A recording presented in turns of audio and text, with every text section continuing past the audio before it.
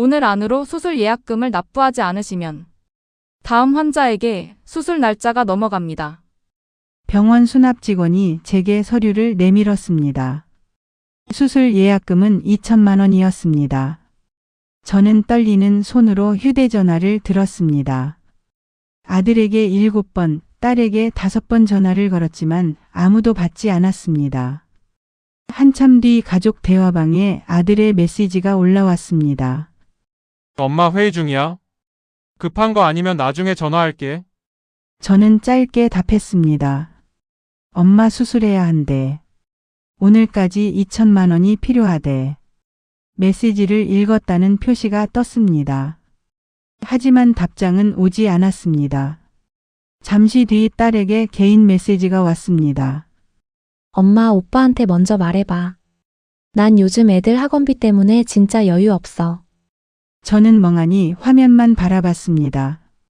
그때 가족 대화방에 새로운 메시지가 올라왔습니다. 아들이 아내에게 보내려던 메시지를 잘못 올린 모양이었습니다. 엄마 수술은 며칠 미뤄도 괜찮겠지. 우리가 먼저 창고 건물 계약부터 받아내자. 도장 위치 알아? 메시지는 몇 초 만에 삭제됐습니다. 하지만 저는 분명히 읽었습니다. 제 목숨보다 먼저 챙겨야 할 것이 있다는 말. 제 도장을 찾아야 한다는 말. 그날 오후 아들은 병원에 나타났습니다. 저는 아들이 늦게라도 병원비를 마련해 온 줄 알았습니다. 하지만 아들이 제 병상 옆에서 꺼낸 첫 마디는 이것이었습니다. 엄마, 집에 있는 인감도장 어디 뒀어? 그 순간 알았습니다. 내가 평생 돈을 대준 것은 아들의 사업이 아니었습니다. 내 자식들의 탐욕이었습니다. 안녕하세요. 오늘은 어디에서 이야기를 듣고 계신가요? 댓글로 남겨주시면 행운을 가득 보내드리겠습니다. 무료인 구독과 좋아요 해주시면 큰 힘이 됩니다. 여러분 주변에 있을 수도 있는 이야기. 오늘의 이야기 시작하겠습니다. 제 이름은 최영숙입니다. 올해 70살입니다. 저에게는 46살 아들 준호와 42살 딸 미진이가 있습니다. 남편은 13년 전 뇌출혈로 세상을 떠났습니다. 남편이 살아있을 때 저희 부부는 시장 입구에서 작은 국수집을 운영했습니다.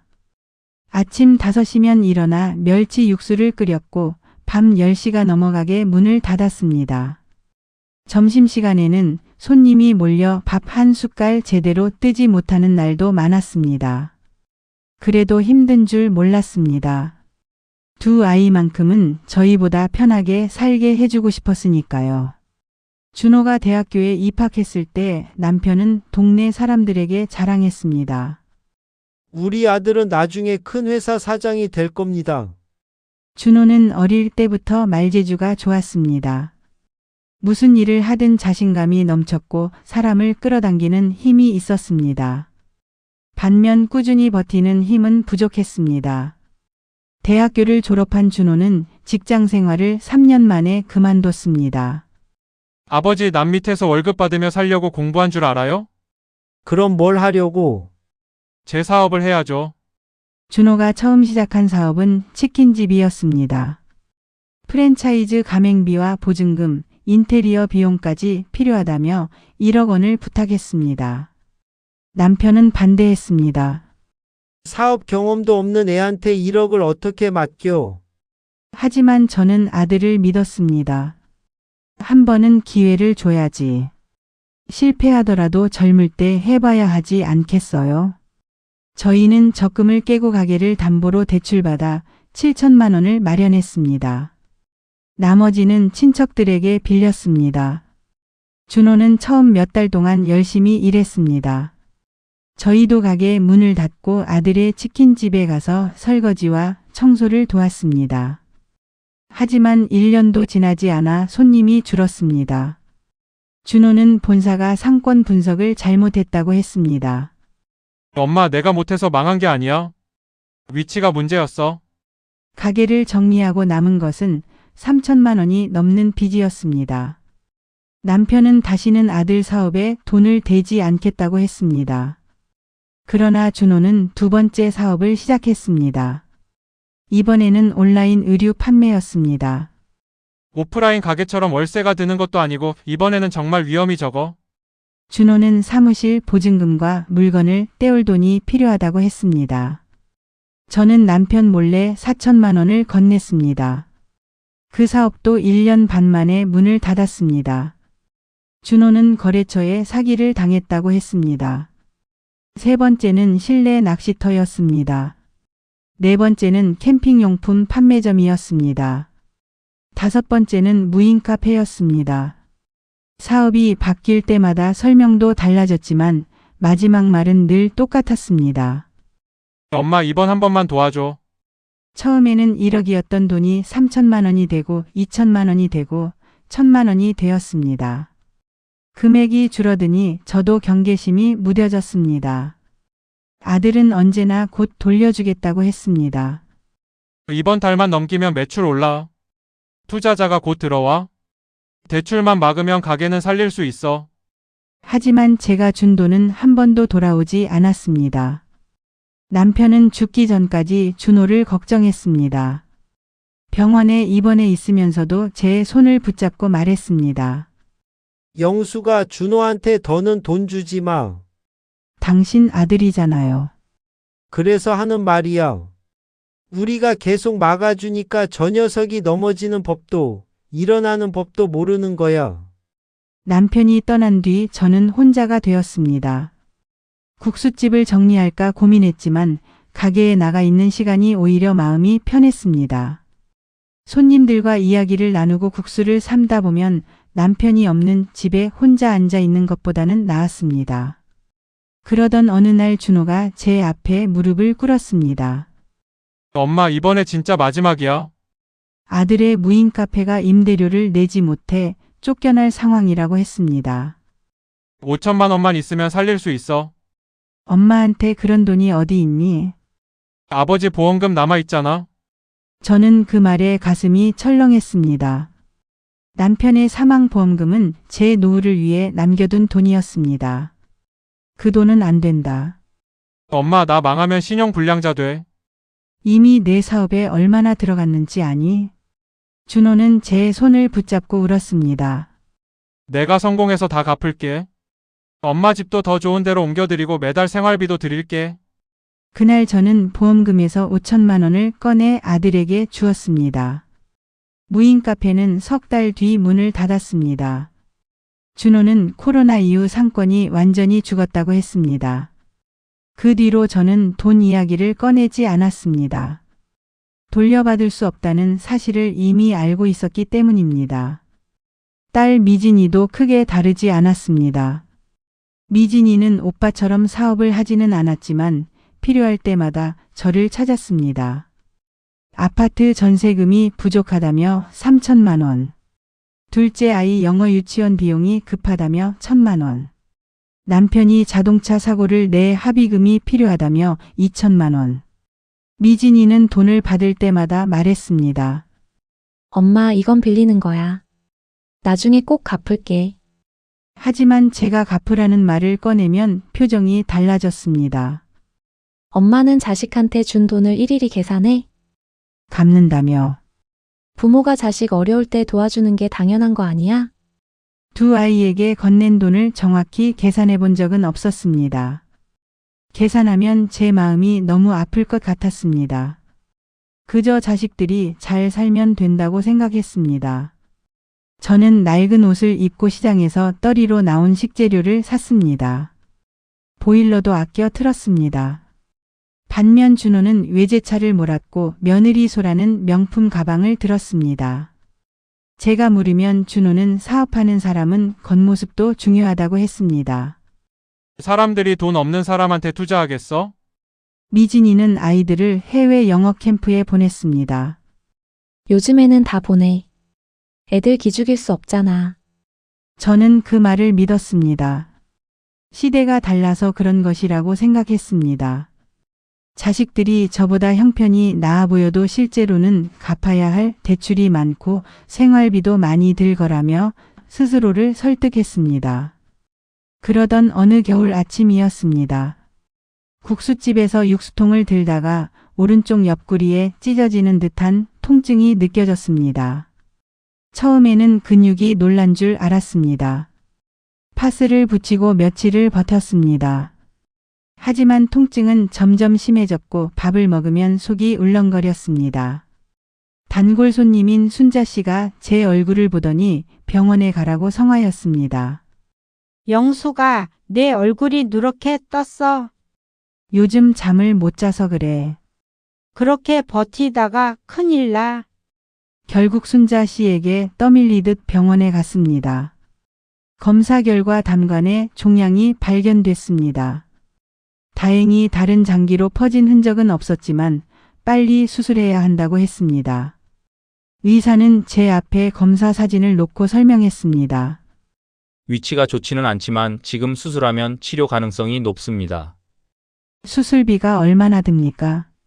입원 기간과 치료 과정에 따라 달라지지만 우선 예약금과 비급여 비용을 포함해 2천만 원 정도 준비하셔야 합니다. 2천만 원. 남들에게는 큰 돈이겠지만 예전에 저에게는 당장 마련하지 못할 돈은 아니었습니다. 문제는 제 통장에 남은 돈이 700만 원뿐이라는 사실이었습니다. 보험금도 적금도 국수집을 담보로 받은 돈도 대부분 자식들에게 들어가 있었습니다. 저는 병원 복도 의자에 앉아 준호에게 전화했습니다. 한 번, 두 번, 세 번. 아들은 받지 않았습니다. 미진이 역시 마찬가지였습니다. 수술이라는 문자를 보낸 뒤에도 두 아이는 한참 동안 답하지 않았습니다. 그리고 아들이 잘못 올린 메시지를 보았습니다. 엄마 수술은 며칠 미뤄도 괜찮겠지. 우리가 먼저 창고 건물 계약부터 받아내자. 도장 위치 알아? 창고 건물. 그것은 남편이 남긴 마지막 재산이었습니다. 시장 뒤편에 있는 낡은 2층 건물이었습니다. 1층은 창고로 임대했고 2층에는 오래된 사무실이 있었습니다. 건물은 작고 낡았지만 주변에 대형마트가 들어온다는 소문이 돌면서 값이 조금씩 오르고 있었습니다. 준호는 몇 년 전부터 그 건물을 팔자고 했습니다. 엄마 관리도 힘든데 그냥 정리해. 내가 좋은 곳에 투자해 줄게. 저는 거절했습니다. 매달 들어오는 임대료 120만 원은 제 유일한 고정 수입이었습니다. 그 건물은 내가 죽을 때까지 가지고 있을 거야. 그때마다 아들은 서운한 얼굴을 했습니다. 엄마는 아들을 못 믿어? 믿는 것과 내 노후는 별개다. 제가 처음으로 아들에게 선을 그은 재산이었습니다. 그날 오후 아들이 병실에 찾아왔습니다. 준호는 과일이나 꽃도 없이 빈손이었습니다. 엄마 많이 아파? 말은 그렇게 했지만 아들은 제 얼굴보다 병실 서랍과 가방을 더 자주 살폈습니다. 의사가 빨리 수술해야 한대. 꼭 여기서 해야 해? 무슨 말이니? 다른 병원 가면 더 싸게 할 수도 있잖아. 저는 아들을 빤히 바라봤습니다. 준호야, 엄마가 2천만 원이 필요하다. 아들은 깊은 한숨을 내쉬었습니다. 나도 지금 상황이 안 좋아. 얼마 전 새 가게 연다며. 그래서 돈이 다 묶여 있지. 그동안 엄마가 너한테 준 돈 중 일부라도 돌려줄 수 없니? 준호의 얼굴이 굳었습니다. 엄마, 지금 아픈 사람 앞에서 이런 말하기 싫은데 그 돈은 엄마가 도와준 거지 빌려준 게 아니잖아. 너는 늘 갚는다고 했다. 부모 자식 사이에 차용증도 없는데 무슨 빚이야? 그 말이 제 가슴을 찔렀습니다. 아들은 제 표정을 살피더니 목소리를 부드럽게 바꿨습니다. 내가 방법을 알아볼게. 그런데 엄마, 왜? 인감도장 어디 있어? 저는 아무 말도 하지 않았습니다. 병원비 마련하려면 창고 건물을 담보로 대출받는 게 제일 빨라. 엄마 수술비를 왜 내가 건물 대출로 마련하니? 일단 내가 대신 알아보려고 그러지. 도장은 집에 있다. 아들의 눈빛이 달라졌습니다. 어디? 왜 그렇게 궁금해? 엄마가 병원에 있으니까 내가 가져와야 할 거 아니야? 필요하면 내가 퇴원해서 직접 가져오마. 준호는 답답하다는 듯 머리를 쓸어 넘겼습니다. 엄마, 몸도 안 좋은 사람이 왜 이렇게 고집을 부려? 준호야. 저는 아들의 얼굴을 바라봤습니다. 내가 엄마 병원비를 마련하러 온 거니, 엄마 건물을 가져가려고 온 거니. 아들은 자리에서 벌떡 일어났습니다. 내가 엄마한테 이런 의심까지 받아야 해? 가족 대화방에 올린 메시지 봤다. 준호의 얼굴이 하얗게 변했습니다. 그건 내 도장을 왜 찾니? 미진이랑 그냥 이야기한 거야? 엄마 수술은 미뤄도 된다고? 그런 뜻이 아니었어. 준호는 변명을 늘어놓았습니다. 창고 건물을 좋은 가격에 사겠다는 사람이 나타났고 지금 계약하지 않으면 기회를 놓친다는 이야기였습니다. 엄마 병원비도 건물 팔면 해결되고 남은 돈으로 편하게 살 수 있잖아. 내가 팔지 않겠다고 몇 번을 말했니? 그 낡은 건물을 언제까지 붙잡고 있을 건데? 그건 내가 결정해. 아들은 입술을 깨물었습니다. 엄마가 판단을 제대로 못하니까 자식들이 도와주겠다는 거야? 내가 무슨 판단을 못했니? 몸이 저렇게 될 때까지 병원도 안 가고 버틴 사람이 무슨 판단을 잘해? 저는 순간 말문이 막혔습니다. 아들은 제 침묵을 동의로 받아들였는지 다시 앉았습니다. 도장 위치만 말해줘. 나머지는 내가 알아서 할게. 나가라. 엄마, 당장 나가. 아들은 의자를 거칠게 밀고 병실을 나갔습니다. 문이 닫힌 뒤 저는 한참 동안 울었습니다. 아들이 돈을 주지 못하는 것이 서러운 게 아니었습니다. 정말 형편이 어려웠다면 이해할 수도 있었습니다. 하지만 아들에게 제 수술은 건물을 팔기 위한 핑계에 불과했습니다. 그날 저녁 딸 미진이가 전화했습니다. 엄마 오빠한테 너무 심하게 말했다며? 준호가 너한테 전화했니? 오빠도 엄마 걱정돼서 그러는 거야. 내 도장을 찾는 것이 걱정이니? 그 건물 어차피 나중에는 우리한테 물려줄 거잖아. 미진이의 말투는 너무나 태연했습니다. 엄마 살아있다. 누가 엄마 죽는다고 했어? 그런데 왜 벌써부터 너희 재산처럼 말하니? 현실적으로 말하는 거야. 엄마가 수술하고 나면 장사도 못할 텐데 건물을 관리할 수 있겠어? 관리인을 두면 된다. 그 돈은 어디서 나와? 임대료가 나온다. 미진이는 한숨을 쉬었습니다. 엄마는 왜 자식들이 도와주겠다는 걸 무조건 나쁘게 생각해? 그러는 너는 병원비를 도와줄 수 있니? 전화기 넘어가 조용해졌습니다. 나는 지금 대출이 많아. 1,000만 원만이라도 빌려다오. 엄마, 나도 애가 둘이야. 엄마는 목숨이 하나다. 미진이는 아무 말도 하지 못했습니다. 잠시 뒤 짜증 섞인 목소리로 말했습니다. 꼭 그렇게 말해서 딸을 나쁜 사람으로 만들어야 해? 내가 너를 나쁜 사람으로 만든 것이 아니라 내가 지금 아무것도 하지 않는 거다. 미진이는 전화를 끊었습니다. 저는 휴대전화를 내려놓고 눈을 감았습니다. 그날 밤 통증이 심해졌습니다. 간호사가 진통제를 놓아주었지만 잠을 잘 수 없었습니다. 새벽 2시쯤 병실 문이 조심스럽게 열렸습니다. 준호의 딸 하은이가 들어왔습니다. 하은이는 24살로 간호학과를 졸업하고 다른 병원에서 신규 간호사로 일하고 있었습니다. 할머니, 내가 이 시간에 어떻게 왔니? 아빠한테 들었어요. 하은이는 제 손을 잡았습니다. 왜 저한테는 말씀 안 하셨어요? 내가 일 시작한 지 얼마 되지도 않았는데 걱정시키기 싫었지. 하은이의 눈에 눈물이 고였습니다. 아빠랑 고모는 뭐래요? 저는 대답하지 않았습니다. 하은이는 이미 표정만으로 상황을 알아차린 것 같았습니다. 할머니, 제가 모아둔 돈이 1,300만 원 있어요. 안 된다. 수술 예약금에 쓰세요. 내가 어떻게 모은 돈인데. 대학교 다닐 때 아르바이트한 돈이랑 취업하고 받은 월급이에요. 그건 내 미래를 위해 써야지. 할머니가 없으면 제 미래가 무슨 소용이에요? 저는 결국 울음을 터뜨렸습니다. 평생 돈을 건넨 자식들은 사정이 어렵다고 외면했는데 이제 막 사회생활을 시작한 손녀가 자신의 전 재산을 내놓겠다고 했습니다. 할머니가 다 갚을게. 안 갚아도 돼요. 아니다. 꼭 갚을 거야. 하은이는 다음날 자신의 예금을 해지했습니다. 순자 씨도 국수집 보증금 일부를 먼저 돌려주겠다며 500만 원을 빌려주었습니다. 저는 남은 돈을 마련하기 위해 창고 건물 임차인에게 보증금 일부를 월세로 전환해달라고 부탁했습니다. 그렇게 수술 예약금 2천만 원을 마련했습니다. 자식들의 도움은 단 한 푼도 받지 않았습니다. 그러나 문제는 그때부터 시작됐습니다. 수술을 이틀 앞둔 날 병원 원무과에서 저를 찾았습니다.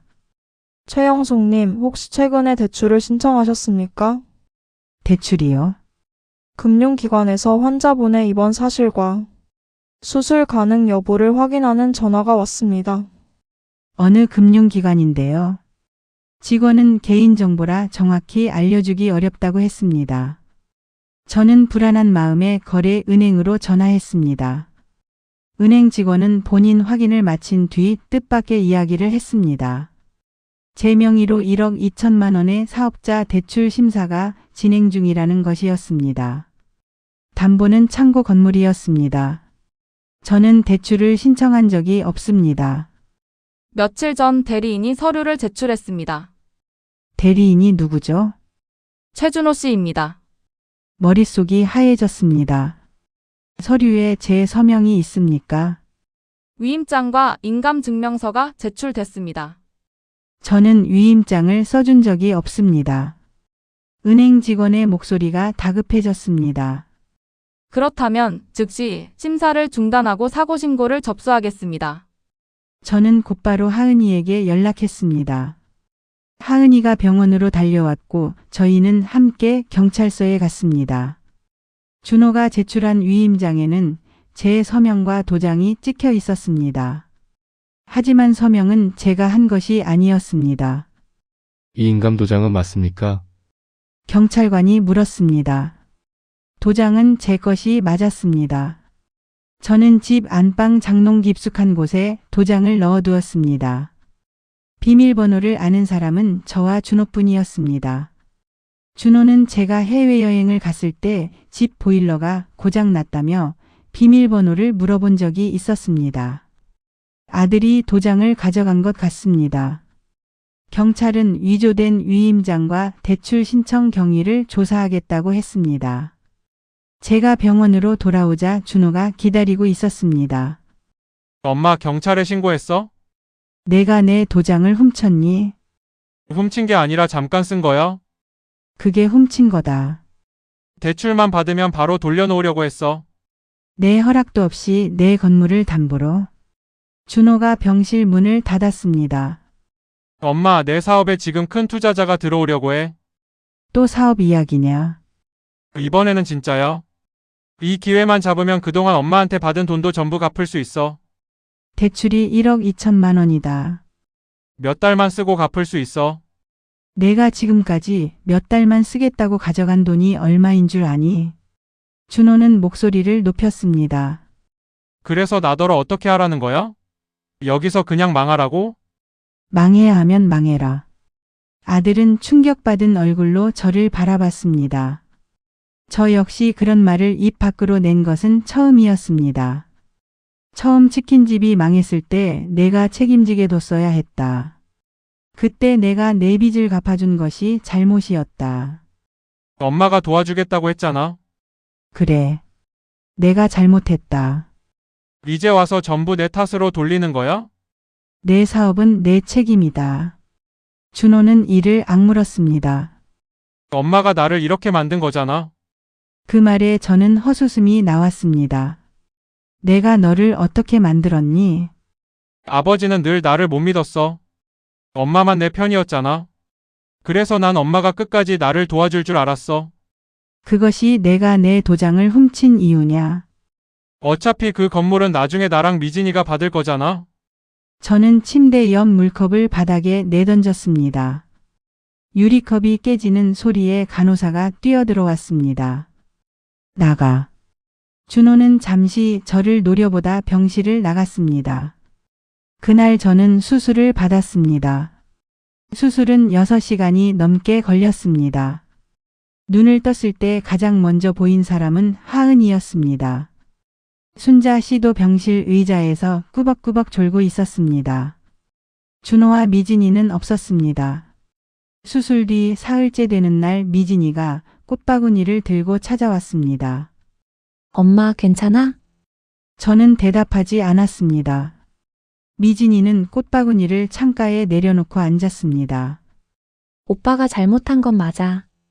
너도 알고 있었니? 미진이의 손이 멈췄습니다. 뭘? 준호가 내 도장을 가져간 것. 나는 자세히는 몰랐어. 가족 대화방에서 도장 위치를 물었잖아. 그건 그냥 오빠가 물어봐서. 내가 수술비가 필요하다고 했을 때 너희는 건물 계약부터 이야기했다. 미진이는 울먹였습니다. 엄마, 우리도 사정이 있었어. 무슨 사정? 오빠가 이번에 망하면 진짜 감옥 갈 수도 있다고 했어. 왜 감옥에 가? 미진이는 입을 다물었습니다. 저는 미진이의 표정을 보며 물었습니다. 준호가 무슨 일을 했니? 나는 몰라. 모르는데 감옥 이야기를 해? 엄마는 지금 회복하는 것만 생각해. 미진이는 서둘러 병실을 나갔습니다. 그날 밤 하은이가 조용히 말했습니다. 할머니, 아빠가 하는 사업이 이상해요. 무슨 뜻이니? 아빠는 새 가게가 어렵다고 했는데 얼마 전에 새 아파트 계약했어요. 아파트? 엄마 이름으로요. 며느리 소라의 이름으로 신축 아파트 분양권을 샀다는 이야기였습니다. 가격은 8억이 넘었습니다. 사업이 망한 사람이 어떻게 아파트를 사니? 저도 그래서 이상했어요. 하은이는 부모님이 다투는 과정에서 들은 이야기를 전했습니다. 준호는 겉으로는 캠핑용품 사업이 망했다고 했지만 실제로는 재고와 거래처를 천안 명의의 다른 회사로 넘겼습니다. 기존 사업체에는 빚만 남겨 폐업한 뒤 같은 물건을 다른 회사에서 계속 팔고 있었습니다. 제가 건넨 돈 중 상당액도 준호의 사업체가 아니라 며느리 소라의 동생 계좌로 들어갔습니다. 확실하니? 엄마가 아빠한테 말하는 걸 들었어요. 할머니가 또 돈 주면 이번에는 잔금 치를 수 있다고 했어요. 저는 숨이 막혔습니다. 그동안 준호가 망했다고 말한 사업 중 몇 개가 정말 실패한 것이 아니었을 수도 있었습니다. 저에게는 빚만 보여주고 가치 있는 물건과 거래처는 가족 명의로 옮긴 것입니다.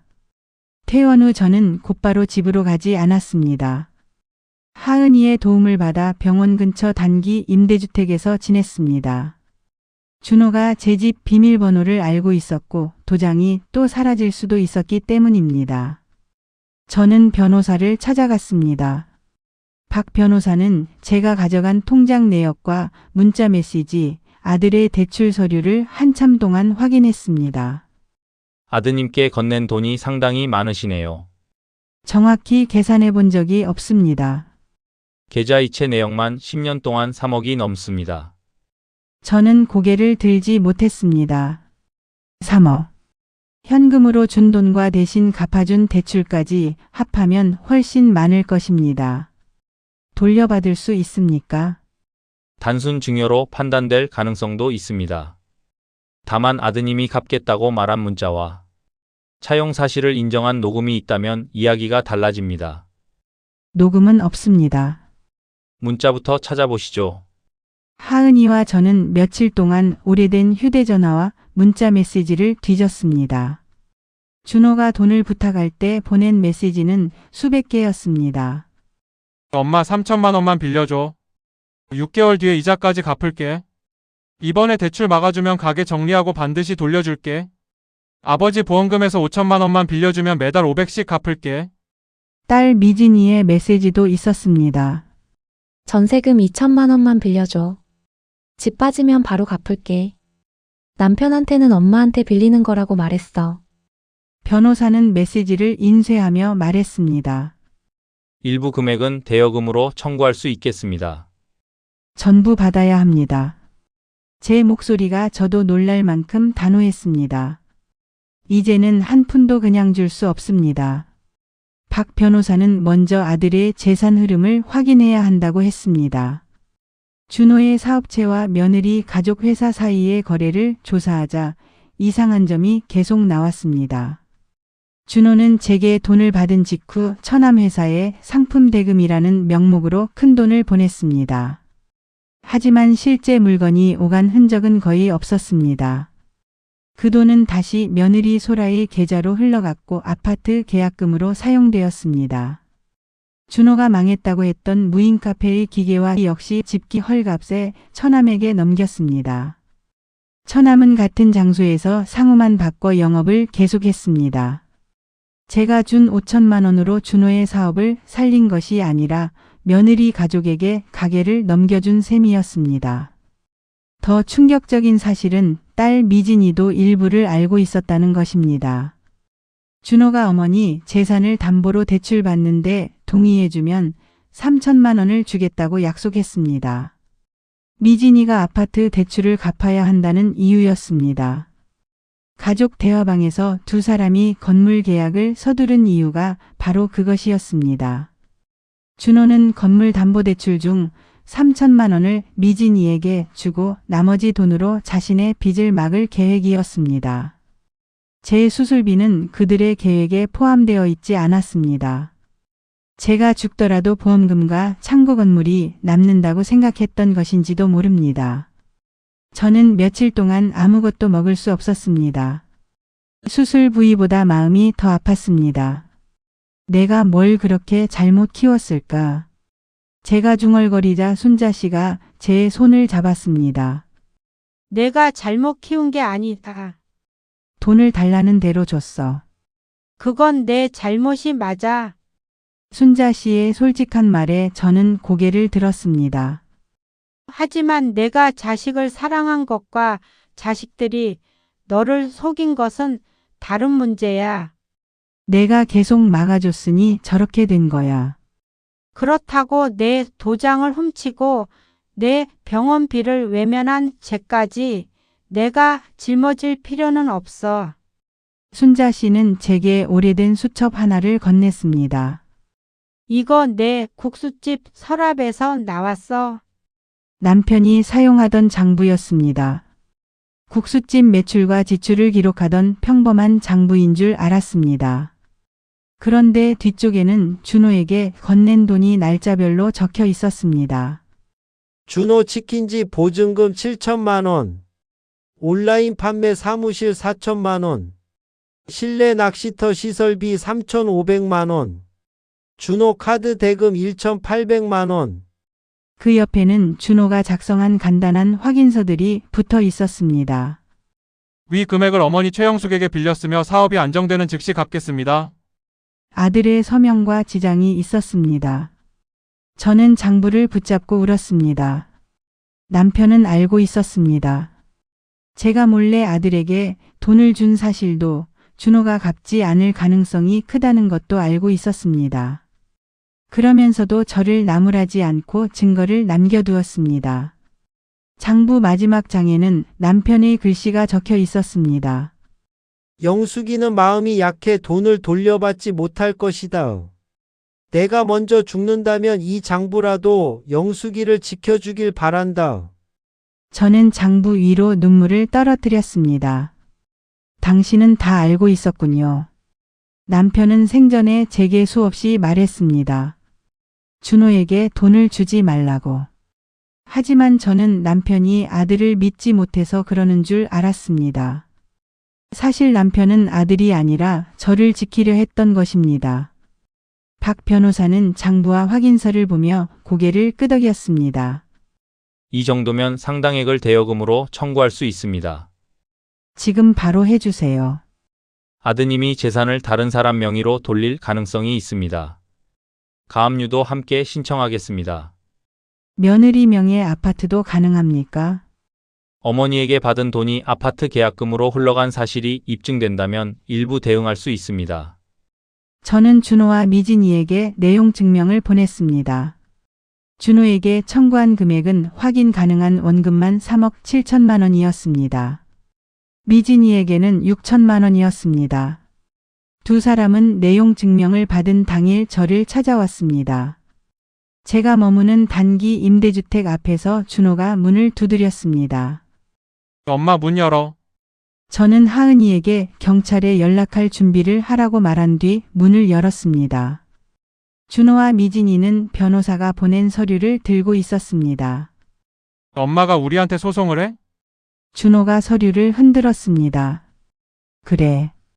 자식한테 준 돈을 이제 와서 돌려달라고 하면 어떡해? 너희가 빌린 돈이다. 우리가 언제 차용증을 썼다고 그래?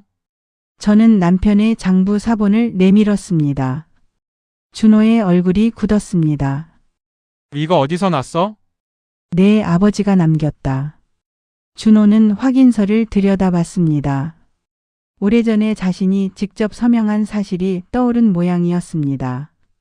이건 사업 잘 되면 갚겠다는 뜻이었지. 내 사업이 지금도 안 됐니? 망했잖아. 그런데 내 아내는 8억짜리 아파트를 샀더구나. 준호의 눈빛이 흔들렸습니다. 그건 소라 부모님이 도와준 거야? 계약금이 내 처남 회사에서 나왔고 그 회사로 내가 준 돈이 흘러갔다. 엄마가 뭘 안다고 그래? 그래서 법원에서 확인하자는 거다. 미진이가 제 팔을 붙잡았습니다. 엄마 이러면 오빠 진짜 망해. 나는 수술비가 없어서 수술 날짜를 놓칠 뻔했다. 결국 수술했잖아. 그 말에 방 안이 조용해졌습니다. 저는 천천히 미진이의 손을 떼어냈습니다. 지금 뭐라고 했니? 미진이는 자신이 무슨 말을 했는지 뒤늦게 깨달은 듯 입을 다물었습니다. 결국 수술했으니 됐다는 거니? 그런 뜻이 아니라. 누가 돈을 구했는지는 중요하지 않니? 엄마도 알잖아. 우리 형편이. 하은이가 돈을 냈다.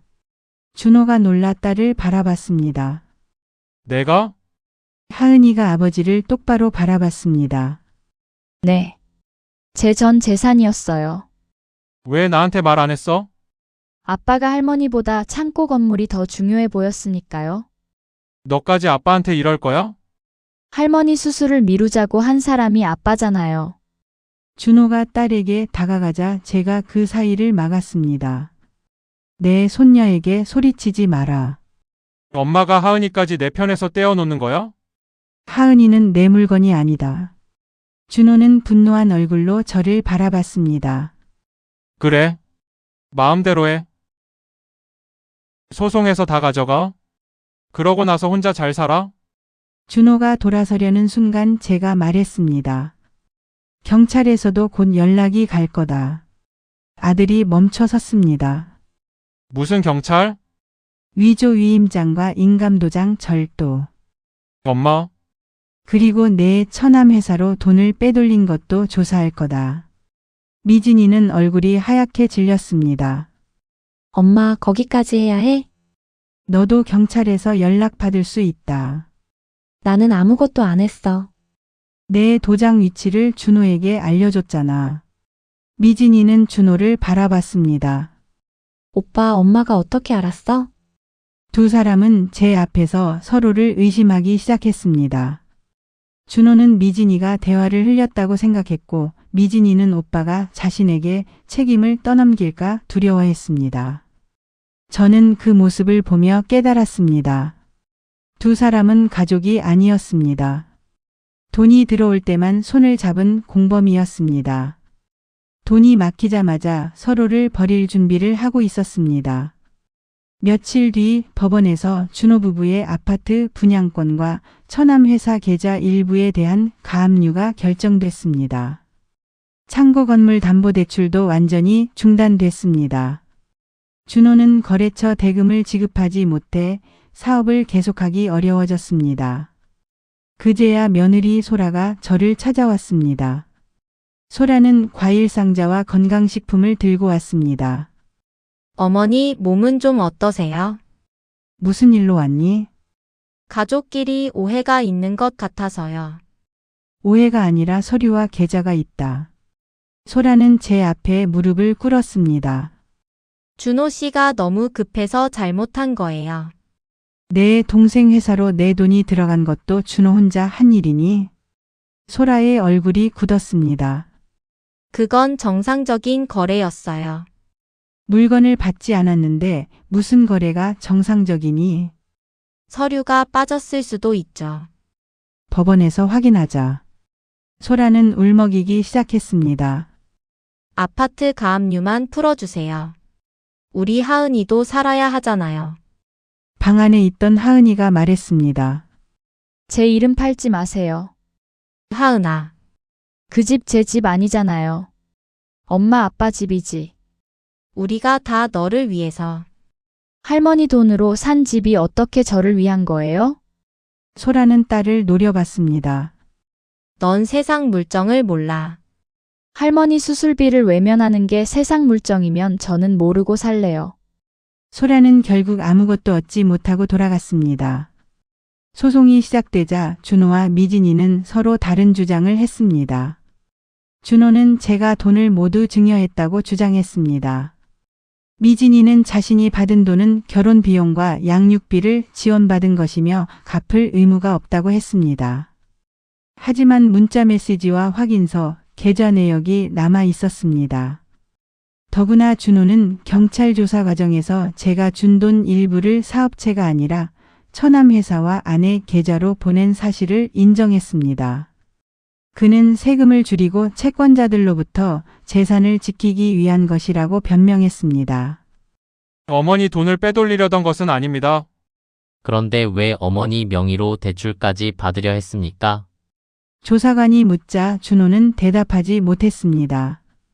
수술 후 석 달이 지났을 무렵 창고 건물 임차인에게 연락이 왔습니다. 사장님, 건물 앞에 이상한 사람들이 왔다 갔습니다. 어떤 사람들이요? 부동산 개발 회사라고 하던데요. 주변 건물을 매입하고 있대요. 저는 박 변호사와 함께 확인했습니다. 시장 뒤편 일대에 복합상가 개발 계획이 추진되고 있었습니다. 개발업체는 이미 주변 건물 여러 채를 사들였고 제 창고 건물에도 높은 가격을 제시했습니다. 제가 생각했던 가격의 3배가 넘는 금액이었습니다. 준호가 병원에 입원한 저를 두고 서둘러 건물을 계약하려 했던 이유가 드러났습니다. 준호는 개발 정보를 미리 알고 있었습니다. 그는 제 명의로 1억 2천만 원을 대출받으려던 것뿐만 아니라 제가 수술 중인 사위 위임장을 이용해 건물 매매 계약까지 체결하려 했습니다. 개발업체가 제시한 매매 대금 중 일부를 계약금으로 받아 자신의 빚을 갚을 계획이었습니다. 준호가 가족 대화방에 썼던 창고 건물 계약부터 받아내자는 말은 대출 계약이 아니었습니다. 건물을 아예 팔아버리겠다는 뜻이었습니다. 제가 수술에서 깨어나지 못한다면 상속 문제로 넘어갈 것이고 살아나더라도 이미 계약했으니 어쩔 수 없다고 밀어붙일 생각이었던 것입니다. 저는 개발업체 담당자를 만났습니다. 담당자는 준호가 가져왔던 위임장 사본을 보여주었습니다. 저희도 소유주께서 병원에 계신다는 말을 듣고 계약을 보류했습니다. 준호가 뭐라고 했습니까? 어머니가 중병이라 의사결정을 하기 어렵다고 했습니다. 준호는 저를 판단 능력이 없는 환자로 설명했습니다. 계약금은 누구 계좌로 받으려고 했습니까? 담당자가 보여준 계좌는 미진이 남편의 계좌였습니다. 저는 의자에서 일어날 수 없었습니다. 딸 역시 처음부터 계획에 깊이 관여하고 있었습니다. 대출금 3천만 원을 나눠 받는 정도가 아니었습니다. 건물 매매 대금 일부를 자신의 남편 계좌로 돌려놓으려 했습니다. 제가 죽으면 두 남매가 상속 재산을 정리하는 과정에서 자연스럽게 나눠 가질 생각이었을 것입니다. 저는 미진이에게 전화했습니다. 내 남편 계좌가 왜 창고 건물 매매 계약서에 들어있니? 전화기 넘어가 조용해졌습니다. 엄마, 그건. 내가 직접 와서 설명해라. 미진이는 그날 저녁 혼자 찾아왔습니다. 화장기 없는 얼굴이 초췌했습니다. 오빠가 잠깐 계좌만 빌려달라고 했어. 무엇을 받을지도 모르고 빌려줬니? 개발업체 계약금이라는 건 알았어. 내가 건물을 판다고 했니? 미진이는 고개를 숙였습니다. 엄마 수술비도 마련하고 남은 돈은 우리가 관리하려고 했어. 내 돈을 왜 너희가 관리하니? 엄마는 평생 오빠한테 돈을 퍼줬잖아. 미진이가 갑자기 목소리를 높였습니다. 나는 오빠보다 훨씬 적게 받았어. 저는 딸의 얼굴을 바라봤습니다. 미진이의 눈에는 죄책감보다 억울함이 더 많았습니다. 그래서 이번에는 내 몫을 챙기려고 했니? 오빠가 다 가져가게 둘 수는 없잖아. 내 재산인데 왜 너희 둘이 나누니? 어차피 나중에는 우리 거잖아. 준호와 똑같은 말이었습니다. 저는 천천히 고개를 끄덕였습니다. 그래. 이제 알겠다. 뭘? 너희가 왜 엄마 병원비를 내지 않았는지. 내가 살아나면 건물을 마음대로 가져갈 수 없으니까. 엄마, 그런 뜻이 아니야. 내가 죽기를 바란 것은 아니겠지. 당연하지. 하지만 살아있는 나보다 내가 죽고 남길 재산을 먼저 생각했다. 미진이는 울기 시작했습니다. 엄마가 우리를 그렇게 생각하면 나는 무슨 말을 해도 소용없잖아. 내가 한 일을 말하고 있는데 왜 내가 피해자처럼 오니? 나는 오빠가 무서웠어. 그러면서 내 남편 계좌는 내줬니? 나도 돈이 필요했어. 미진이는 결국 소리쳤습니다. 아이들의 교육비와 주택 대출이 밀려 있었다고 했습니다. 준호가 건물을 팔면 5억 원 이상 받을 수 있고 그중 1억을 주겠다고 약속했습니다. 엄마는 창고 건물 하나 없어도 국수집이 있잖아. 국수집도 내 오빠 사업비 때문에 담보로 잡혀 있다. 미진이는 놀란 눈으로 저를 바라봤습니다. 그건 몰랐어. 모른다고 내가 한 일이 없어지니? 저는 현관문을 열었습니다. 오늘 이후로 변호사를 통해 이야기하자.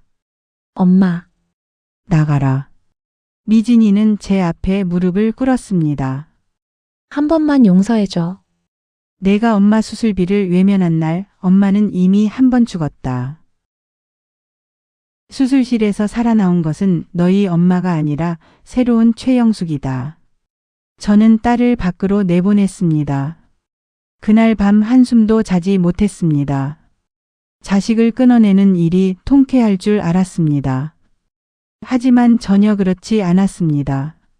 준호와 미진이가 어릴 때 모습이 계속 떠올랐습니다. 열이 난 준호를 업고 새벽 응급실로 뛰어가던 날. 미진이가 소풍 가는 날 김밥을 예쁘게 싸주려고 밤늦게까지 재료를 준비하던 날. 두 아이가 제 손을 잡고 시장 골목을 뛰어다니던 모습. 그 아이들이 어디에서 사라진 것인지 알 수 없었습니다. 어쩌면 사라진 것이 아니라 제가 계속 보지 않으려고 했던 것인지도 모릅니다. 아들이 돈을 달라고 할 때마다 사업가가 되려는 열정이라고 생각했습니다. 딸이 도움을 요구할 때마다 아이들을 위한 모성이라고 믿었습니다. 하지만 자식들은 제가 보고 싶은 모습만 보여주었습니다. 저 역시 믿고 싶은 것만 믿었습니다. 재판 결과가 나온 것은 수술 후 11달이 지났을 때였습니다. 법원은 준호가 작성한 확인서와 문자 메시지를 근거로 제가 건넨 돈 중 상당 부분을 대여금으로 인정했습니다. 준호 부부와 처남회사 사이에 비정상적인 거래도 확인됐습니다. 며느리 명의 아파트에 들어간 계약금 일부는 준호가 제게 빌린 돈에서 나온 것으로 판단됐습니다. 아파트는 결국 처분 절차에 들어갔습니다. 준호는 제 도장을 가져가 위임장을 위조하고 담보대출과 건물 매매를 시도한 혐의로 재판을 받았습니다. 실형은 피했지만 집행유예와 상당한 벌금형을 받았습니다. 사업체도 세무조사를 받으며 사실상 문을 닫았습니다.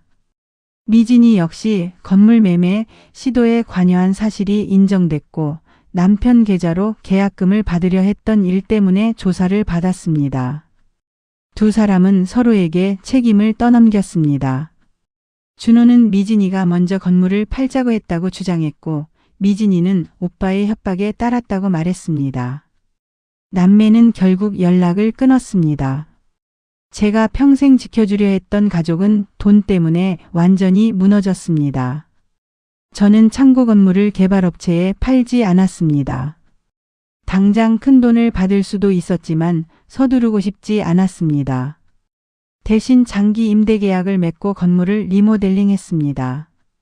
1층은 작은 식당 3곳에 나눠 임대했고 2층은 지역 주민을 위한 공유부엌과 강의실로 만들었습니다. 하은이가 제안했습니다. 할머니 혼자 사는 어르신들이 같이 밥 먹을 수 있는 공간으로 만들면 어때요? 저는 그 제안을 받아들였습니다. 국수집은 올해 일해준 직원 부부에게 넘겼습니다. 매매 대금은 한꺼번에 받지 않고 매달 조금씩 나눠받기로 했습니다. 사장님, 저희가 꼭 잘 운영하겠습니다. 이제는 나한테 사장님이라고 하지 마. 내가 손님으로 올 테니까 국수나 많이 줘. 저는 치료를 계속 받으면서도 공유부엌에 일주일에 2번 나갔습니다. 혼자 사는 어르신들과 함께 반찬을 만들고 밥을 먹었습니다. 처음에는 제가 누군가를 돕는다고 생각했습니다. 하지만 시간이 지나면서 오히려 제가 도움을 받고 있다는 것을 알았습니다. 사람들은 제 병을 걱정해 주었고 제가 며칠 보이지 않으면 먼저 전화를 걸었습니다. 돈을 준 적도 낳아 키운 적도 없는 사람들이었습니다. 그런데도 제 자식들보다 제 안부를 더 진심으로 물었습니다. 수술비를 빌려준 순자 씨에게는 원금과 이자를 모두 돌려주었습니다. 하은이에게도 1,300만 원을 갚았습니다. 하은이는 받지 않겠다고 했지만 저는 손녀 명의로 적금을 들어주었습니다. 할머니 이러면 제가 병원비 내드린 의미가 없잖아요. 내가 돈을 내줘서 산 것이 아니라 내 마음 덕분에 살았다. 돈은 갚아도 그 마음은 평생 못 갚을 거야. 하은이는 저를 안고 한참 울었습니다. 준호는 판결이 나온 뒤 몇 번이나 저를 찾아왔습니다. 처음에는 돈을 갚을 시간을 달라고 했고 다음에는 자신의 몫으로 받을 상속 재산에서 빼달라고 했습니다. 저는 아들을 만나지 않았습니다. 그러다 어느 비 오는 날 공유부엌 앞에서 준호를 마주쳤습니다. 아들은 우산도 없이 서 있었습니다. 외제차도 비싼 정장도 없었습니다. 낡은 운동화를 신고 초라한 모습이었습니다. 엄마, 저는 그냥 지나치려 했습니다. 잠깐만 이야기해. 변호사를 통해서 해라. 오늘은 돈 이야기 아니야? 준호는 젖은 머리를 쓸어 넘겼습니다. 하은이가 나랑 연락을 안 해. 그건 내가 해결해야 할 일이다. 엄마가 하은이한테 말해주면. 내가 왜? 그래도 내가 아빠잖아. 저는 아들을 바라봤습니다. 부모라고 자식이 무조건 용서해야 하니? 준호는 고개를 숙였습니다. 내가 잘못했어. 무엇을 잘못했는데? 엄마 도장 가져간 것. 그것뿐이니? 엄마 수술비를 외면한 것, 내가 망했다고 거짓말하며 돈을 가져간 것, 내 아내 가족에게 돈을 넘긴 것, 내가 살아있는데 내 건물을 팔려고 한 것. 준호의 눈에서 눈물이 떨어졌습니다. 나도 무서웠어. 뭐가? 또 실패하는 게. 그래서 엄마를 실패하게 만들었니? 나는 평생 내가 넘어질 때마다 일으켜 세웠다. 그런데 내가 쓰러졌을 때 너는 나를 일으켜 세우지 않았다. 준호는 제 앞에 무릎을 꿇었습니다. 지나가던 사람들이 저희를 쳐다봤습니다. 한 번만 기회를 줘. 저는 한동안 아들을 내려다봤습니다. 준호야, 내가 말하는 기회는 늘 돈이었다. 이번에는 아니야? 그럼 스스로 일어나라. 엄마, 누구 돈도 빌리지 말고 누구 명의도 훔치지 말고 내가 한 일의 결과를 내 힘으로 감당해. 저는 아들을 지나쳐 공유부엌 안으로 들어갔습니다. 마음이 편하지는 않았습니다. 하지만 다시 손을 내밀지는 않았습니다. 제가 손을 내밀면 준호는 또 제 손에 기대 일어날 것입니다. 그리고 자신의 다리로 서는 법을 영원히 배우지 못할 것입니다. 미진이는 준호보다 늦게 연락해 왔습니다. 편지 한 통을 보냈습니다. 엄마, 처음에는 오빠보다 적게 받은 것이 억울했어. 엄마 돈이 엄마 목숨보다 먼저 보였다는 걸 이제 인정해. 용서해달라고 말하지 않을게. 내가 받은 돈부터 갚을게. 미진이는 매달 50만 원씩 제 계좌로 돈을 보내기 시작했습니다. 처음에는 돌려보낼까 생각했습니다. 하지만 받았습니다. 돈이 필요해서가 아니었습니다. 자신이 한 일을 책임지겠다는 말을 행동으로 지키는지 보고 싶었습니다. 미진이가 보낸 돈은 따로 모았습니다.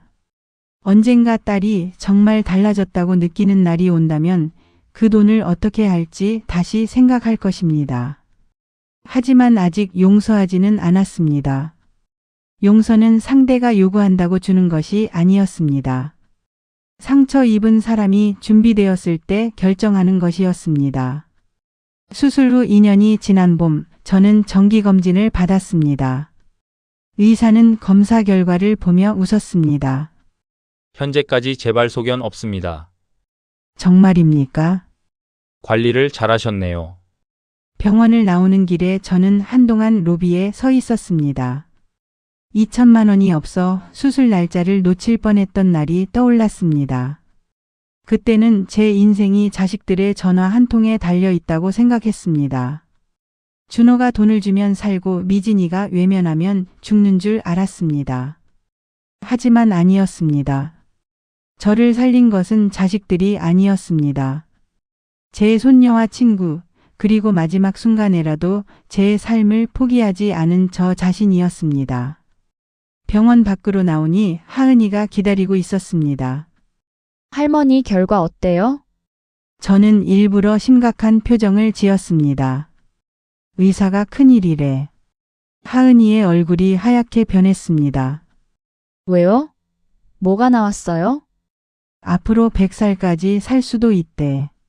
하은이는 한동안 저를 바라보다가 제 팔을 때렸습니다. 할머니, 저는 크게 웃었습니다.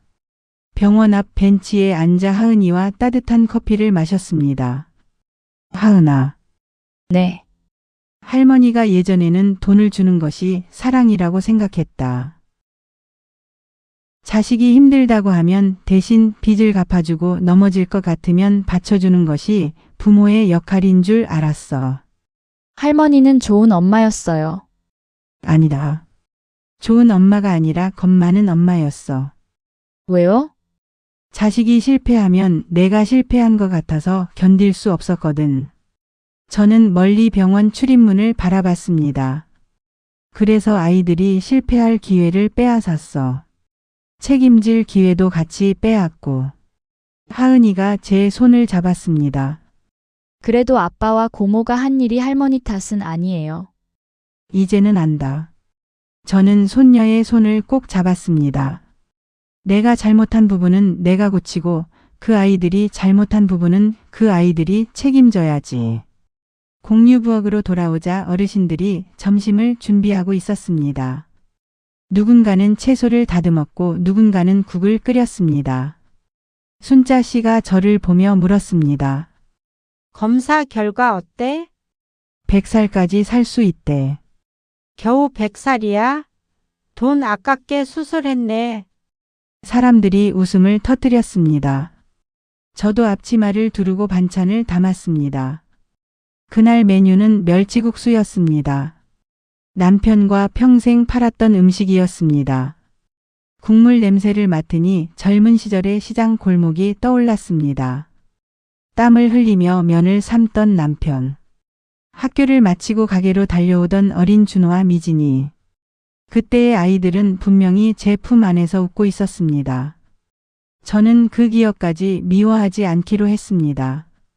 자식들이 변했다고 해서 제가 사랑했던 시간까지 거짓이 되는 것은 아니었습니다. 하지만 지나간 사랑 때문에 남은 삶까지 내주지는 않을 것입니다. 그날 오후 공유부엌 계산대 위에 작은 액자를 하나 올려놓았습니다. 남편의 장부 마지막 장을 복사해 넣은 액자였습니다. 영숙이는 마음이 약해 돈을 돌려받지 못할 것이다. 이 장부라도 영숙이를 지켜주길 바란다. 그 아래 제가 한 문장을 덧붙였습니다. 이제 영숙이는 스스로를 지킬 줄 압니다. 아들 사업이 망할 때마다 저는 돈을 내주었습니다. 딸이 어렵다고 울 때마다 제 노후를 잘라 건넸습니다. 그렇게 하면 아이들이 저를 사랑할 줄 알았습니다. 하지만 제가 병원비가 필요했던 날 자식들은 제 전화가 아니라 제 도장을 먼저 찾았습니다. 그날 저는 자식들에게 버림받았습니다. 동시에 오래된 착각에서도 벗어났습니다. 부모의 사랑은 무한할 수 있습니다. 하지만 부모의 돈과 산까지 무한한 것은 아닙니다. 자식을 돕는 것과 자식 대신 사는 것은 다릅니다. 저는 너무 늦게 그 사실을 배웠습니다. 그래도 늦지 않았습니다. 제 통장에는 예전처럼 큰 돈이 남아있지 않습니다. 제 몸에는 긴 수술 자국도 있습니다.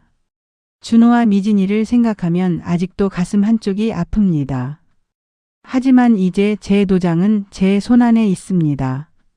제 건물도, 제 통장도, 제 남은 시간도 제가 결정합니다. 누군가 다시 제게 말한다면 엄마 이번 한 번만 도와줘. 저는 이렇게 대답할 것입니다. 내가 일어나는 것을 응원하마. 하지만 이번에는 엄마의 삶을 밟고 일어나게 하지는 않겠다. 그리고 저는 오늘도 제 이름으로 문을 엽니다. 누구의 엄마이기 전에, 누구의 돈 줄이기 전에 최영숙이라는 한 사람의 삶을 살기 위해서입니다. 저의 이야기를 들어주셔서 감사합니다. 저와 같은 고민을 하고 비슷한 상황에 있는 분들이 많이 계시겠죠. 고민스럽고 힘드실 것 잘 압니다. 하지만 누구보다 나를 우선으로 생각한다면 모두가 행복해질 수 있을 겁니다. 모두 행복하시길 바라겠습니다. 이야기에 공감되셨다면 구독과 좋아요 부탁드립니다. 감사합니다.